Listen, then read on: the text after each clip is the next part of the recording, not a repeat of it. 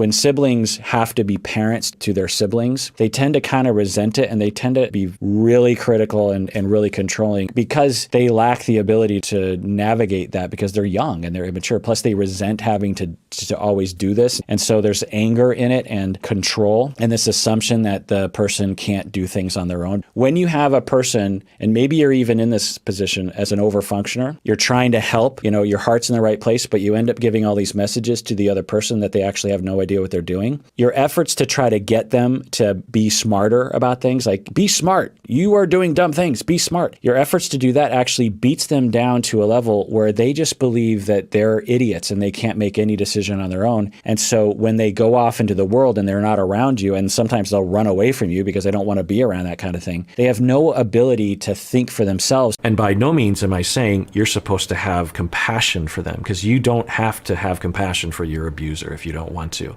People would even email in and say, my mother is abusive and has been diagnosed with borderline. From your episodes, I feel a new compassion towards her. I feel kind of like I should forgive her or I should be nice to her. Is that what you're saying? And I'd be like, no. If someone's being abusive to you, get away. Do everything in your power to get away from them. You deserve that. You do not ever deserve to be abused, regardless of the reason. Even if you understand, or I'm proposing that your abuser went through abuse themselves and that's why they're doing that, that in no way justifies what's happening and in no way means that you somehow have to see them in a positive light. Get away from them. That's what I do. I will detect people like this in my personal life. I'll try to make it work. Past a certain threshold, I'm gone. And I feel bad about that.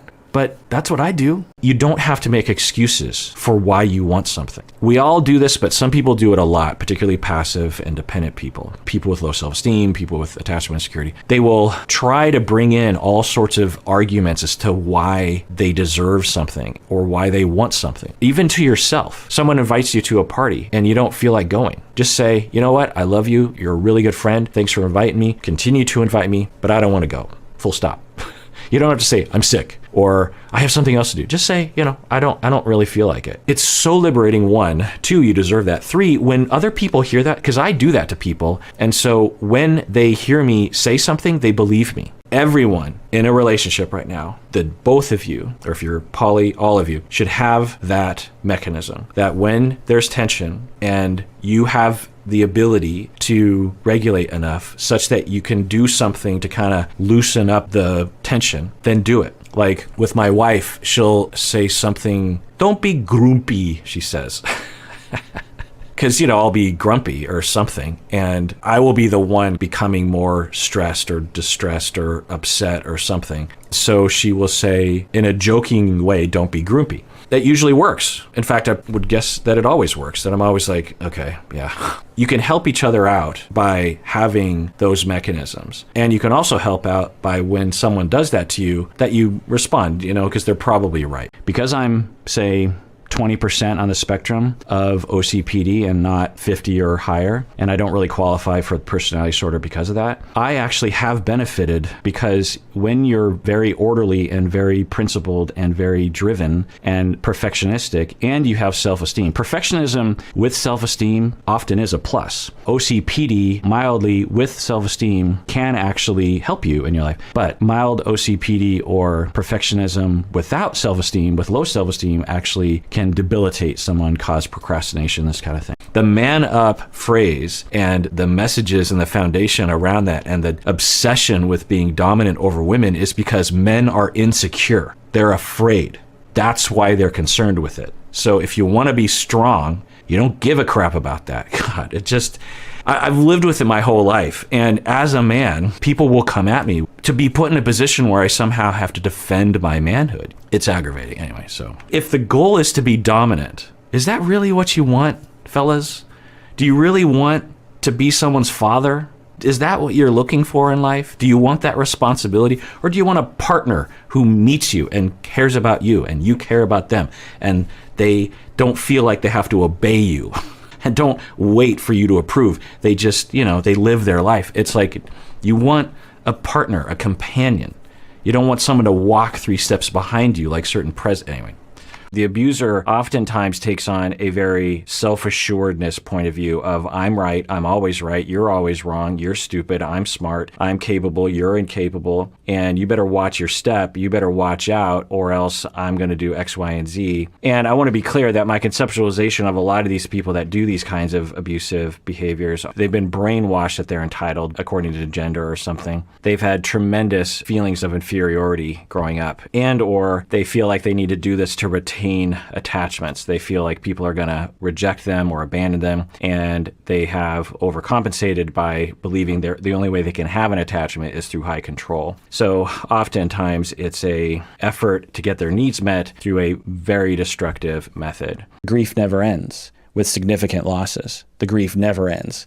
People will say, it's been 3 years. You're still thinking about this past boyfriend that you dated for a year? It's been 3 years. You should be over it. No.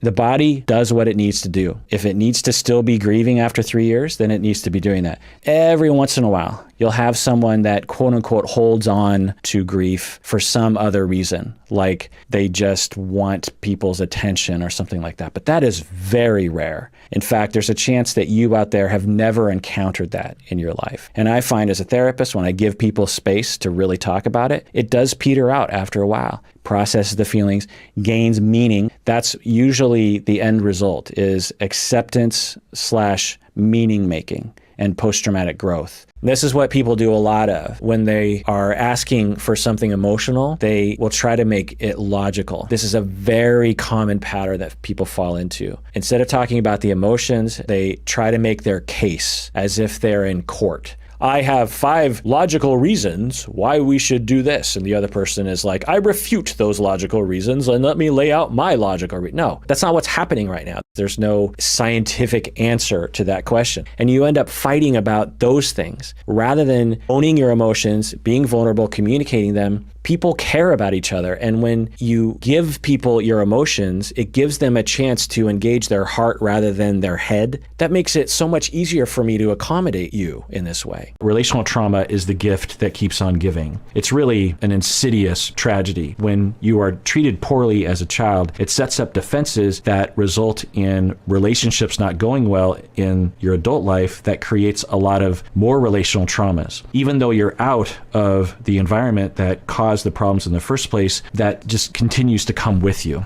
And vice versa. A good, loving, attuned childhood, safe childhood, is the gift that keeps on giving because it makes you less defensive, less paranoid about other people, and thus you're more likely to cultivate satisfactory relationships that give you more reason to feel happy and more reason to be altruistic, more reason to trust other people and to communicate more openly. I get chills thinking about the glory and the satisfaction and the wonderfulness and the love and the joy of helping someone to emerge out of depression and or suicidal thoughts. It's just one of the best things you can ever do. There's so much suffering in the world, and to be on the ground level, and it makes me want to cry just thinking about helping those people get out of those moments, or at the very least getting them through even just one day where they are given some shred of hope or some shred of self-esteem or some shred of not being demoralized anymore, feeling like they belong, feeling like maybe people care. And to be able to do that is one of the biggest reasons I became a therapist and one of the best things I've ever done in my life, honestly. OCPD, which is running from criticism and running from disorderliness because you're worried about being seen as disorderly, which will lead to you being rejected, which will lead to you being alone, which will lead to complete annihilation of the self because no one is there to take care of you. And that's the way you feel when you're 2 years old because that's how you're being treated. And so you learn as a defense to just be constantly orderly all the time. And it can manifest a number of different ways, whether it's cleanliness, whether it's being on time or moral.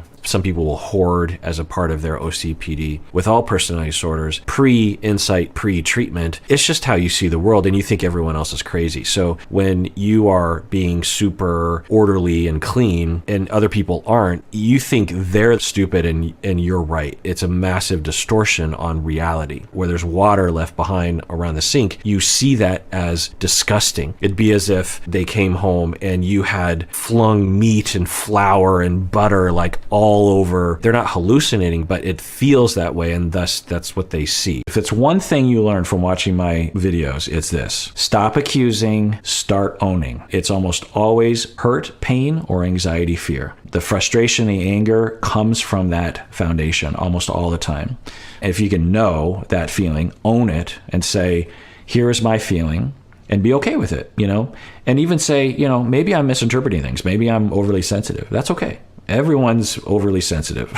So if you just say, I don't know, maybe I'm overly sensitive, but when you turn off your phone, it hurt. If your spouse loves you, which they probably do, when they see you hurt, they want to solve that. Oh, you're hurt. Wait, I did something to hurt you? Well, that's sad. I don't want to do that. For avoidantly attached individuals, they were emotionally neglected. They're signaling to people. They're fussy, they're happy, they're tired, they're hungry. People are either not noticing or they do and they don't respond appropriately. So the child is learning, oh, I clearly can't depend on other people. I need to stop depending on other people. I'm just going to depend on myself. And I'm also going to play by myself. I'm going to be independent. I'm not going to be reactive. And you know what? I'm just going to turn off my emotions. This is all mostly subconscious. Well, a part of that is lack of eye contact and lack of facial expression, because what's the point? The reason why we have the multitude of muscles in our face, it's because we communicate to other people. And then neurologically, what'll happen is these individuals, even when they try to, they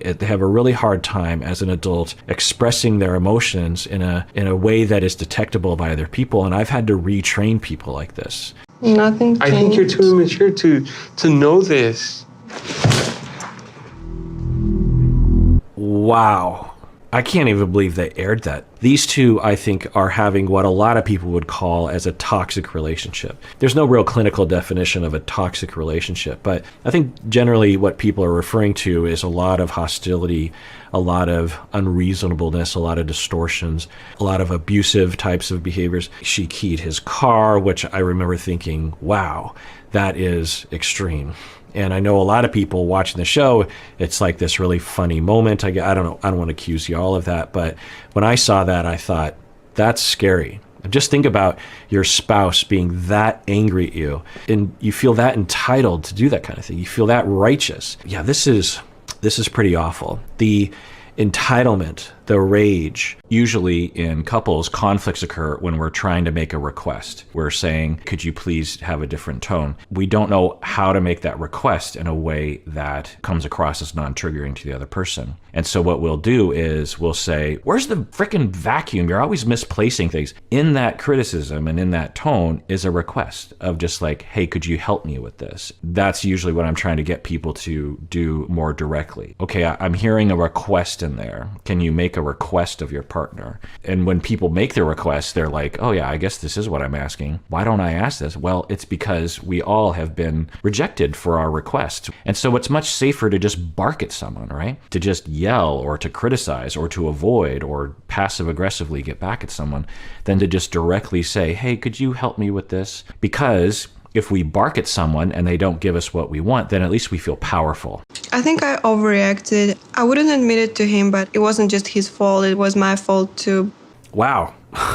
She just said she overreacted. I get chills thinking about how she just said that. You know, you hear me talk about differentiation, maturity, secure attachment, the ability to look at the self, to look at one's emotional reactivity, have a question mark, am I overreacting? I might not be, but am I? I wonder. That ability to ask yourself that question is one of the hallmarks of maturity and psychological and relational health, because we are almost always overreacting to something throughout the day, multiple times, because we're getting triggered, we see things from our own point of view, we're in a bad mood, whatever. There is nothing wrong with having relational traumas. It's not your fault. There's nothing wrong with being triggered by your spouse and having a bad time emotionally. It's what you do after. Do you apologize? This is the key to relationships. It's not about not making mistakes. It's not about not having conflict. It's not about not having relational traumas getting triggered and snapping at your partner. It's what you do after. Once you gain control, once you gain differentiation, what do? Do you apologize? Do you lay it out all in the line? Do you take responsibility? Do you look inward and say, you know what? I've made a mistake.